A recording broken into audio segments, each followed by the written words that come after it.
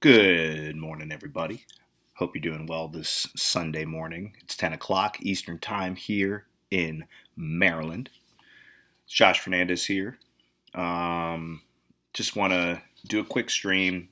Not going to do any slight breakdown. I'll probably wind up looking at a few spots just inadvertently. But I just wanted to give you a couple quick updates on some things that I added to the sheet, the hardliner sheet, so to speak. um, so I'm just going to jump right in. The first thing that you'll see here is that there are three tabs at the bottom here that are color coded. Today, Stack Finder, K Finder. The other tabs are all data tabs that don't concern you. You don't need to look at them. I mean, you can look at them if you want, but it's not going to do anything for you. It's just where I copy and paste everything to use VLOOKUP to pull it over to the Today tab. But Stack Finder, all it is a pivot table.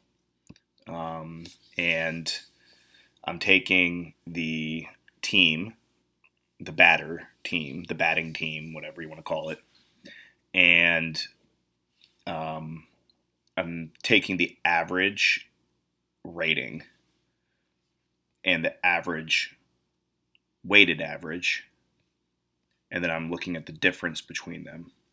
So again, average rating is this column here, Y, and it's the rating that the player, the batter, has, and all that is just a simple average of their weighted average and the pitcher's weighted average.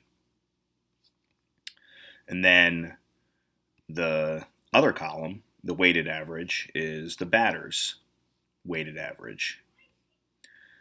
So all this is doing is it is taking the average rating of all the projected batters on the team and spitting out one number.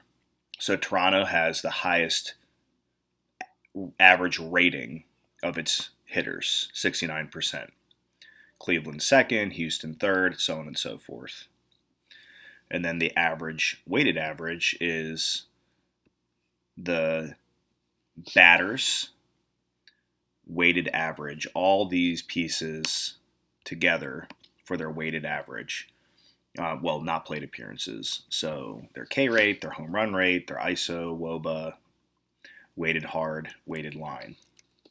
I'm not going to get into what all these mean, but in short, green is good for the batter, red is bad for the batter, and I guess like a white cell would indicate at or around league average. So the theory is that if there is a green, a positive difference, then the team is going to see a better situation than what they're, I guess, cut out for. So if we add conditional formatting to this column, just to give, I guess, a little more here, just so it probably makes more sense, perhaps. So you can see that, like Toronto is a pretty average team against right-handed pitching. But the right-handed pitcher they're facing today, Tom Eshelman, and yes, I know Jimmy Yacobonis is listed everywhere as the starter, but he's going to be opening. So he'll only pitch 2 innings, and Eshelman will get the bulk of the work. But for what it's worth, I mean, Yacobonis and Eshelman are similar in quality. I would say Yacobonis is in a better spot because he's opening and he's only expected to pitch 2 innings and not even go through the order full time. But regardless, like, there's not really much of a difference there. They're both righties. They're both, not great pitchers. So Toronto gets a big boost because they get to face Eshelman. Cleveland stays about the same. Like, there's no real positive or negative difference here. Same with Houston. So both teams are really good against the opposing pitcher's handedness. Cleveland's facing a righty, and Houston is facing a lefty. So, I'm not going to ding Houston really for getting a 6% drop because they're still, third in weighted or average rating, and they're second in weighted average, right behind Minnesota. Minnesota takes a big drop, but they're still fourth, and that's the thing to keep in mind is even though Minnesota is taking on Brad Keller, who is actually, been a pretty good pitcher, just limiting explosive outcomes, home runs, blow-up innings, super hard contact. He's facing Minnesota, and that's an elite offense. But then you have the White Sox, and the White Sox, as we all know, are a below-average team. An weighted average of 50%. That's not good. But they jumped to 61. So that's a significant jump. So both Toronto and Chicago see significant jumps. Chicago is taking on Drew Smyly. And I imagine a lot of people are going to be attracted to Smyly, but this indicates to us that Smyly, even though he's taken on a piss poor White Sox lineup, like he is beatable. And then you see these droppers. You see Atlanta, 17% drop. And Atlanta is taking on, where are they? Sonny Gray. So Atlanta's a very good offense, 66%, which is 1, 2, 3, tied for fourth with Chicago Cubs. But facing Sonny Gray puts them in a rough spot. So that's just a simple way to look at finding stacks. Targeting teams that are good and are still in good spots, or targeting teams that are mediocre and in exceptional spots like Toronto, certainly, interested in Chicago, but the White Sox, but not putting too much emphasis on getting them in there, because they are, after all, the Chicago White Sox. All right, K-Finder. So K-Finder, pretty simple. I know that everybody knew about Aaron Sanchez yesterday, but I don't read anything outside of I don't look at any blogs. I don't follow anyone in particular. Just I don't go to other people for breaking down a slate. I break it down myself. I look at all my own creations, my own research. I do it all myself. And so, it doesn't really take a genius to figure out that Aaron Nola was in a great spot yesterday going against the White Sox. And the reason I was led to that with Nola, I used Nola in fantasy draft. I was on Aaron Sanchez in FanDuel. I found Nola because of this little pivot table I created. And that's how I found Bundy. And I tweeted out about Bundy, and he wound up with 7 Ks and 2 earned runs. And, for Dylan Bundy, that's a hell of a start. But basically what this does is it's a pivot table that takes the number of guys that are projected or confirmed in the lineup whose K percentage is less than league average, less than the 50% rank mark. So Yanni Chirinos, he is facing, who is he facing?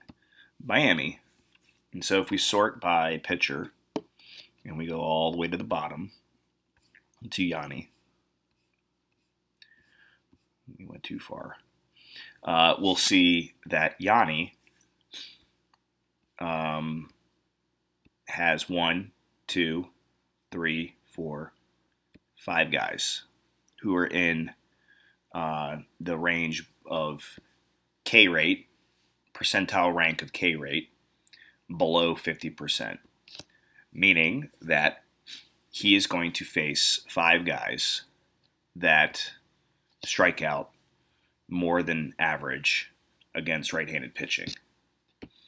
In fact, he's going to face 1, 2, 3, 4 guys that are basically in the lower third. So he's in a really good spot as far as Ks go. The question with him is, can he limit the hard contact? As you can see here, with his weighted hard is 17% against right-handers, 30% against lefties, and he can get hit hard. Doesn't really give up the home runs, and the ISO, the WOBA, they're all solid. But the problem is for him, if he I'm sorry, I'm an idiot. I'm looking at this the wrong way. So he doesn't give up hard contact. I'm like messing up my own creations here. That's a good time to mention that you see red, 17%. That's bad for the hitters, good for the pitcher. So let me track back here for a second.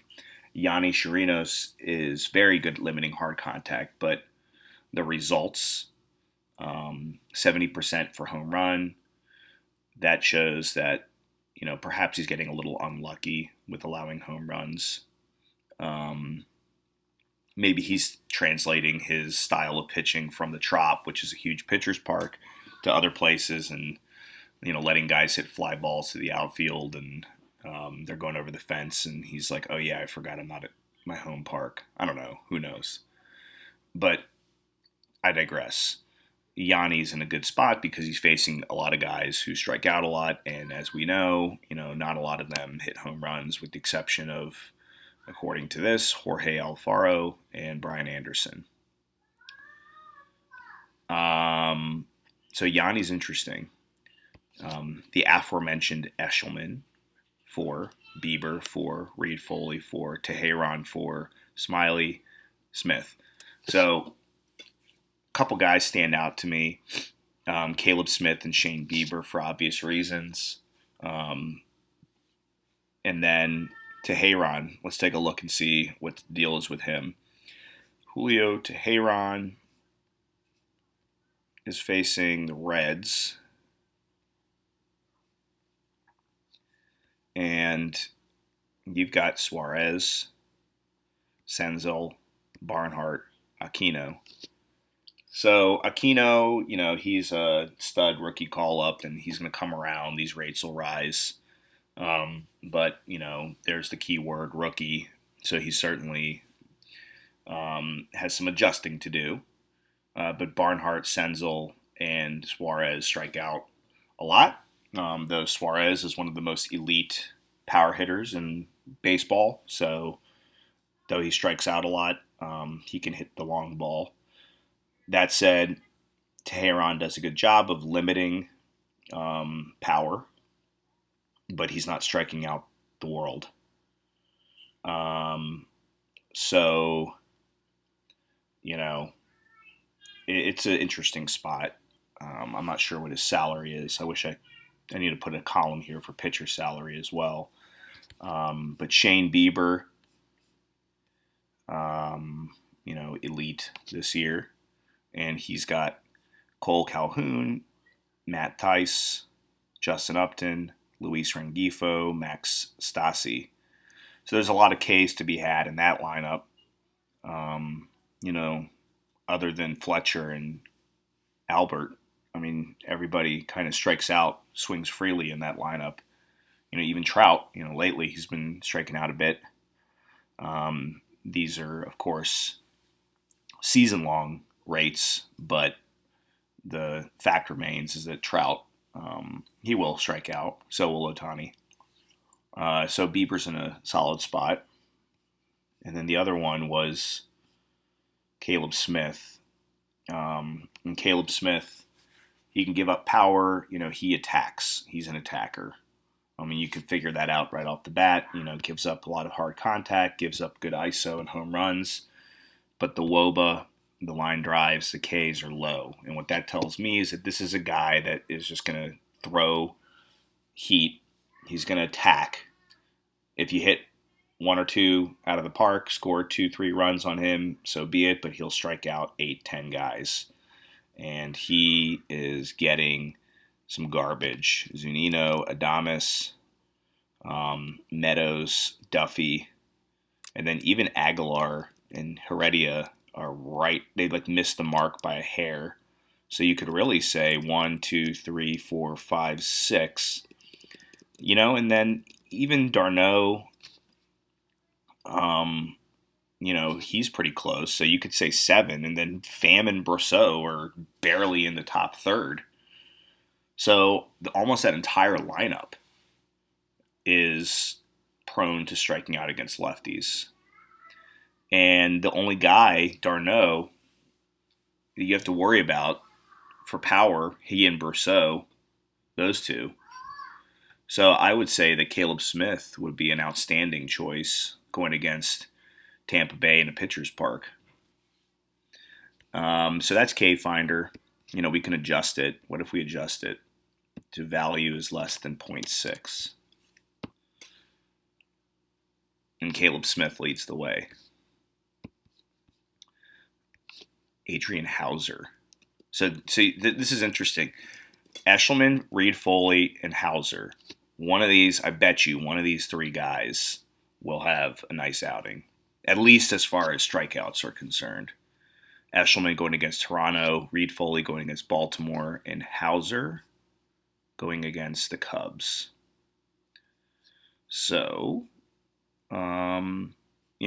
dig in a little deeper to one of those three. I love Caleb Smith. I'm definitely going to be using him just simply based on this alone. MLB DFS doesn't have to be complicated.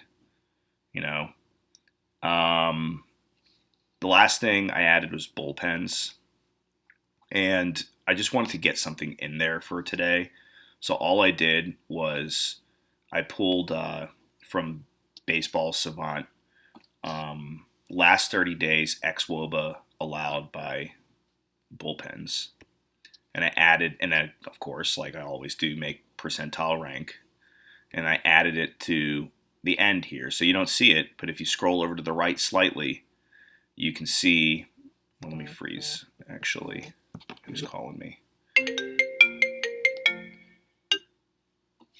My mom. Oh, man. She wants me to come bring the kids. I gotta get my lineup set, though, Mom. I gotta get my lineup set.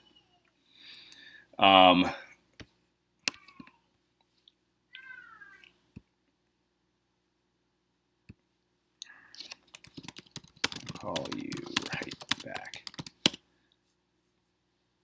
Did I answer? I did not. Okay. All right. So, anyways, let's go ahead and freeze this here.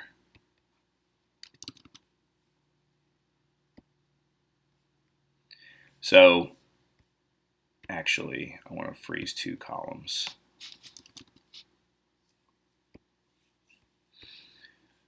So you can see here, if we sort by rating,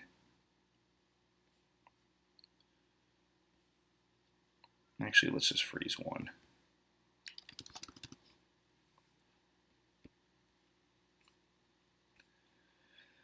So you can see here that Bo Bichette leads the slate with an 80% rating. When you average his weighted average of the pitcher he's facing, Eshelman, with his, and he's at an even 80. But the Orioles, I see what happened here. I see what happened here. Bullpen. Okay, I need to fix that real quick. Okay, Teheran's good.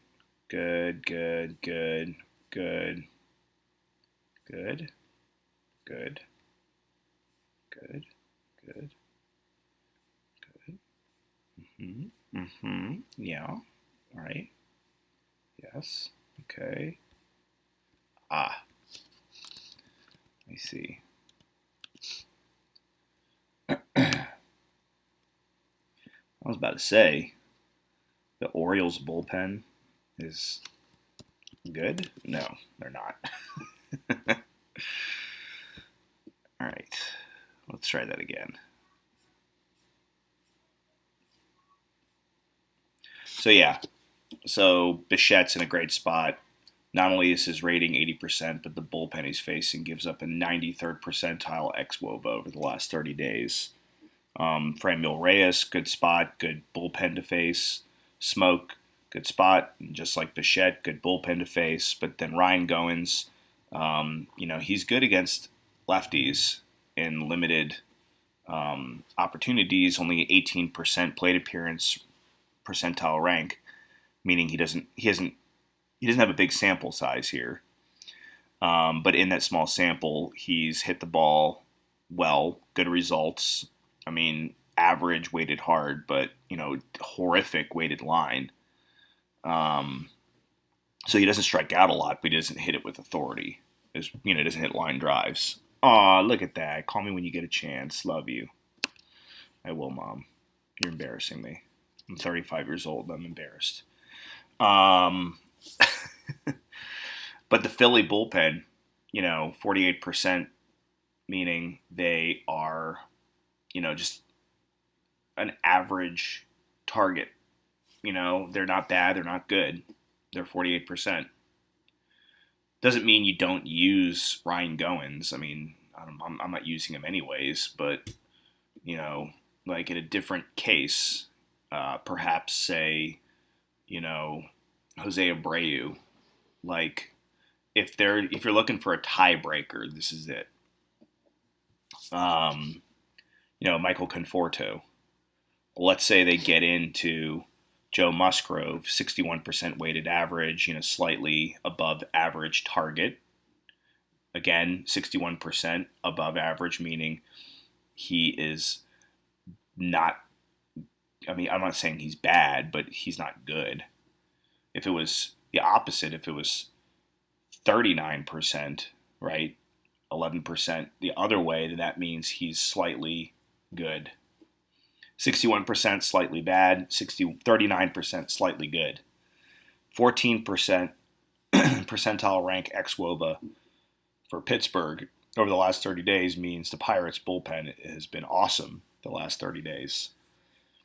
So, excuse me, you have to keep that in mind. Could the Mets get to Joe Musgrove? Absolutely. If they run him off really early, then he gets to face the real bad parts of the bullpen. And I would venture to guess that every single team in baseball has a bad long man or a low quality middle reliever. But if Musgrove, manages to get through 5 or 6 innings, then you can assume that the Mets are going to be facing the meat of that bullpen that has earned that 14% percentile rank xWOBA, again, meaning that they're very good.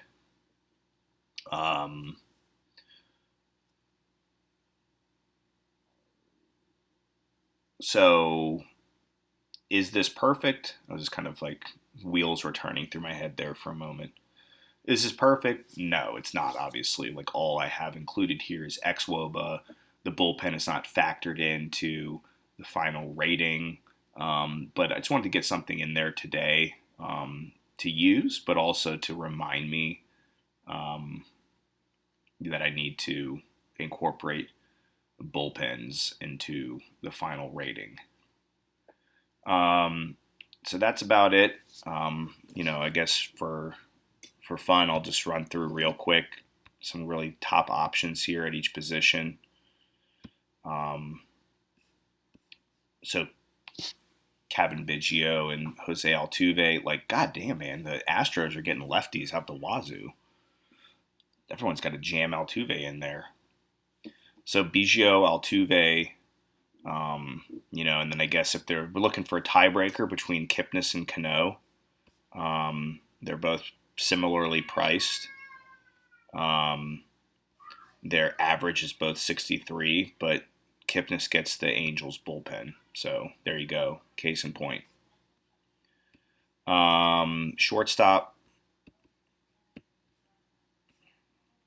Bichette gets the O's.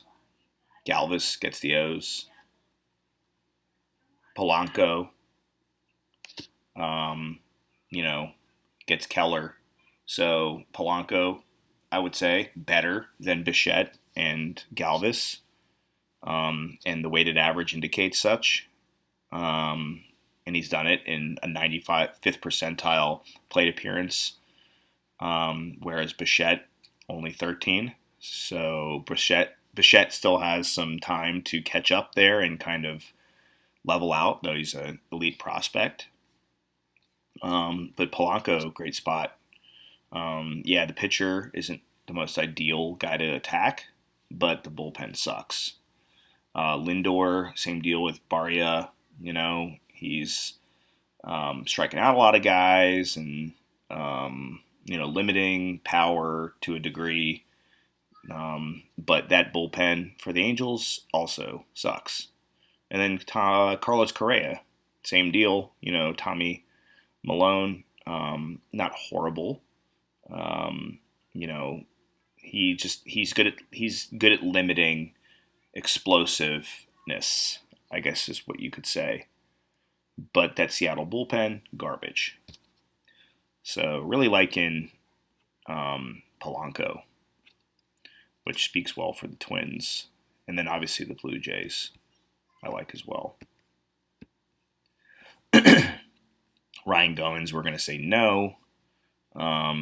That's why I included plate appearances and total batters faced. They don't factor into the weighted averages or the rating, but they can give you some clarity because you see Ryan Goins up there and you're like, what the hell? And then you say, he's only done it in a tiny sample size. Alex Bregman, Vlad Guerrero, Mike Moustakas, those guys are all kind of up there at the top. So let's take a look. Bregman, Guerrero. So you're seeing a trend here.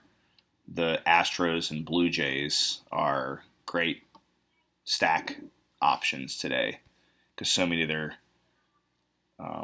hitters are lining up at the top there.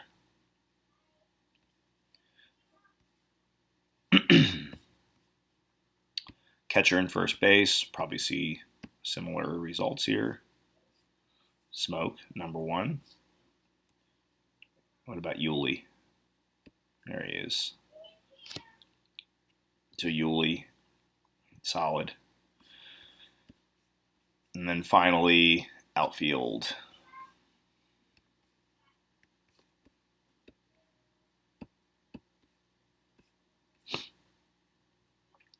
Franmil.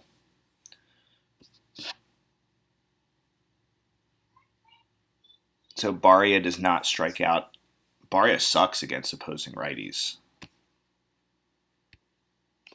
Damn. He's bad.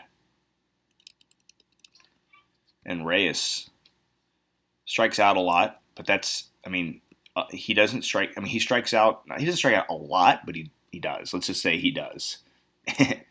And he's not a line drive hitter. This guy hits for power. 98 home run, 95 ISO, 81 weighted hard, an even solid 77 WOBA, and 82 percentile plate appearances at 2,800. Batting six, so good runner and scoring position opportunities, and poor bullpen, pretty likely to face a righty. I would say. So he and Puig, great options. 4-6. Obviously, you look at those Toronto and Houston options as well. So, yeah, that's about it.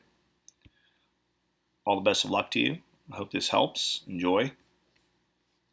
Any suggestions, I'll take them, but I kind of feel like we're onto something here with this model.